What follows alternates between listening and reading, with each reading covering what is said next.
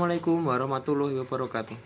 Perkenalkan, nama saya Muhammad Indra Prakasa dari kelas 2019C dengan nomor NIM 19-17-12-508. Kali ini saya akan menjelaskan makalah tentang keadilan dalam filsafat ilmu hukum. Kita langsung ke pembahasan filsafat ilmu hukum dan tujuan hukum. Untuk mengetahui kerangka keseluruhan filsafat, perlu diketahui terlebih dahulu apa yang dimaksud dengan filsafat itu. Filsafat berasal dari kata Yunani filosofi. Kata filsafat ini terdiri dari kata philo yang berarti cinta atau ingin, sedangkan sofi berarti kebijaksanaan. Filsafat artinya cinta akan kebijaksanaan, yakni kebijaksanaan hidup, berarti bahwa apa yang difikirkan dalam filsafat adalah hidup sebagai keseluruhan pengalaman dan pengertian. Dari beberapa cabang filsafat, ilmu pembicaraan mengenai keadilan merupakan masalah-masalah yang dibahas oleh filsafat hukum. Mengingat juga salah satu tujuan hukum adalah keadilan, dan ini merupakan salah satu tujuan hukum yang paling banyak dibicarakan sepanjang perjalanan sejarah filsafat ilmu hukum. Filsafat ilmu hukum ada pula yang menyebutnya dengan istilah filsafat hukum. Sesungguhnya merupakan sub dari cabang filsafat manusia yang disebut etika atau filsafat manusia. Oleh karena filsafat ilmu hukum maupun filsafat hukum adalah ilmu yang mempelajari secara filosofis, maka objeknya adalah hukum. Mengenai perbedaan ilmu hukum maupun hukum, Curzon menyebut bahwa ilmu hukum mencakup dan membicarakan segala hal yang berhubungan dengan hukum. Demikian luasnya masalah yang dicakup oleh ilmu ini sehingga cepat memancing pendapat orang yang mengatakan bahwa batas-batas tidak bisa ditemukan. Satcipto Raharjo selanjutnya menambahkan, sebagaimana halnya dengan setiap cabang ilmu, maka ilmu hukum ini juga mampu mempunyai objek tersendiri, yaitu hukum seperti diuraikan sebelumnya. Betapa ilmu hukum itu mencakup bidang yang luas sekali. Sifat ini merupakan akibat dari beban yang dipikulnya, yaitu memaparkan di hadapan kita fenomena hukum adalah hakikatnya, sifat-sifatnya, fungsinya dalam masyarakat, sehingga oleh karena itulah bisa dimengerti mengapa ia mengandung pikiran dan penjelasan yang cukup beragam, baik yang falsafati, teknik maupun sosiologis. Di dalam keputusan hukum, ilmu ini dikenal dengan nama jurisprudence yang berasal dari kata juris yang artinya adalah hukum atau hak. Prudensi berarti melihat ke depan atau mempunyai keahlian. Arti umum dari jurisprudensi ini adalah ilmu yang mempelajari hukum, tetapi orang juga mengenalnya tiga artian yang lain. Para penulis Inggris memakainya dalam anatomi perbandingan dari sistem-sistem hukum yang sudah maju. Para penulis Prancis mengartikannya sebagai kecenderungan dari keputusan yang diambil oleh pengadilan-pengadilan. Di beberapa negara lain, terutama Amerika Serikat, kata itu dipakai sinonim dari hukum itu sendiri. Dari penjelasan di atas, maka jelaslah perbedaan pemakaian filsafat ilmu hukum maupun filsafat hukum terletak hanya pada tatanan istilah saja, tanpa maksud memilah dan membedakannya. Secara pokok krusial, yang sebenarnya keduanya mempelajari filsafat yang mempunyai objek hukum. Adapun dilihat dari pengertiannya, filsafat hukum telah berkembang semenjak masa Yunani. Didefinisikan oleh banyak pemikir dengan berbagai rumusan, yang pada dasarnya menyatakan bahwa filsafat ilmu hukum mempersoalkan hakikat hukum itu sendiri. Menurut Sujito, filsafat ilmu hukum adalah institusi pencarian jawaban atas persoalan-persoalan yang dihadapi manusia, mulai dari persoalan ketuhanan, alam semesta, sampai kepada persoalan manusia itu sendiri. Satcipto Raharjo mengemukakan pendapatnya bahwa filsafat ilmu hukum itu mempersoalkan pertanyaan-pertanyaan yang bersifat dasar dari hukum. Pertanyaan-pertanyaan tentang hakikat hukum, tentang dasar-dasar bagi kekuatan mengikat dari hukum.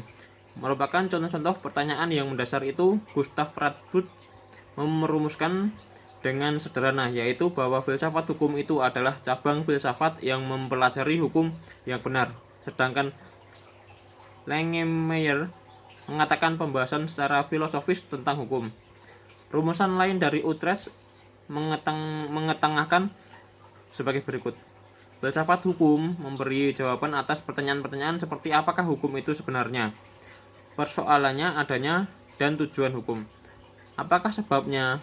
Maka kita menaati hukum. Persoalan berlakunya hukum. apakah keadilan yang menjadi ukuran untuk baik buruknya hukum itu? Persoalan keadilan hukum. Baik Stemler maupun Kelsen menitik beratkan keadilan sebagai tujuan hukum. Demikian pula Radbruch yang yaitu keadilan sebagai tujuan umum dapat diberikan arah yang berbeda-beda untuk mencapai keadilan sebagai tujuan dari hukum. Oleh karena fungsi hukum adalah memelihara kepentingan umum dalam masyarakat, menjaga hak-hak manusia dan mewujudkan keadilan dalam hidup bersama, ketiga tujuan tersebut tidak saling bertentangan, tetapi merupakan pengisian suatu konsep dasar, yaitu manusia harus hidup dalam suatu masyarakat dan masyarakat itu harus diatur oleh pemerintah dengan baik berdasarkan hukum.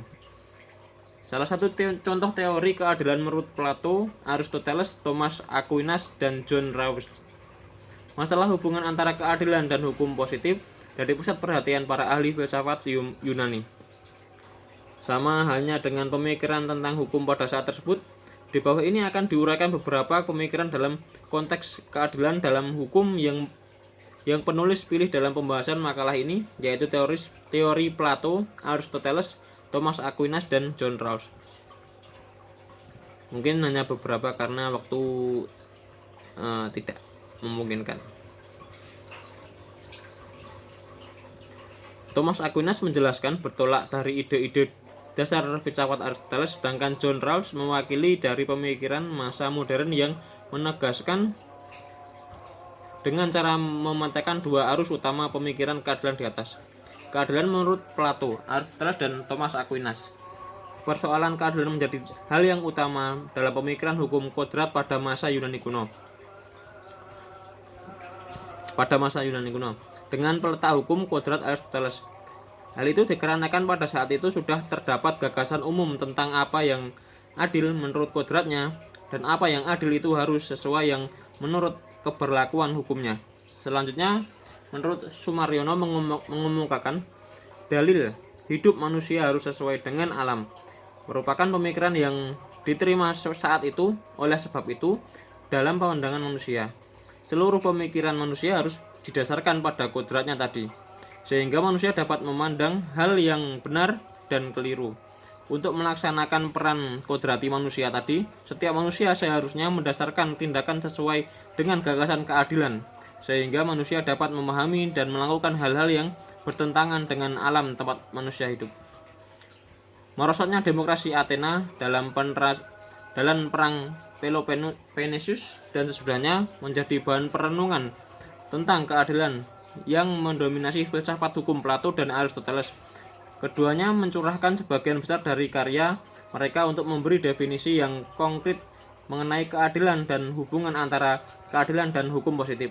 Plato berusaha untuk mendapatkan konsepnya mengenai keadilan dari ilham, sementara Aristoteles mengembangkan dari analisa ilmiah atas prinsip-prinsip rasional dengan latar belakang model-model masyarakat, politik, dan undang-undang yang telah ada. Doktrin Aristoteles tidak hanya meletakkan dasar-dasar bagi teori hukum, tetapi juga kepada filsafat barat pada umumnya. Kontribusi Aristoteles bagi filsafat hukum adalah formulasinya terhadap masalah keadilan dan membedakan antara keadilan distributif dengan keadilan korektif atau remedial, yang merupakan dasar bagi semua pembahasan teoritis terhadap pokok persoalan keadilan distributif, mengacu kepada pembagian barang atau jasa kepada setiap orang sesuai dengan kedudukannya dalam masyarakat dan perlakuan yang sama terhadap kesederajatan di hadapan hukum. Keadilan jenis kedua pada dasarnya merupakan ukuran teknis dari prinsip-prinsip yang mengatur penerapan hukum. Dalam mengatur hubungan-hubungan dalam hukum harus ditentukan suatu standar yang umum untuk memperbaiki setiap akibat dari setiap tindakan, tanpa memperhatikan pelakunya, dan tujuan dari perilaku-perilaku dan objek-objek tersebut harus diukur melalui suatu ukuran yang objektif. Kontribusi ketiga dari Aristoteles adalah pembedaan antara keadilan menurut hukum dan keadilan menurut alam, atau antara hukum positif dengan hukum alam. Keadilan yang pertama mendapat kekuasaan dari apa yang kita tetapkan sebagai hukum, apakah adil atau tidak,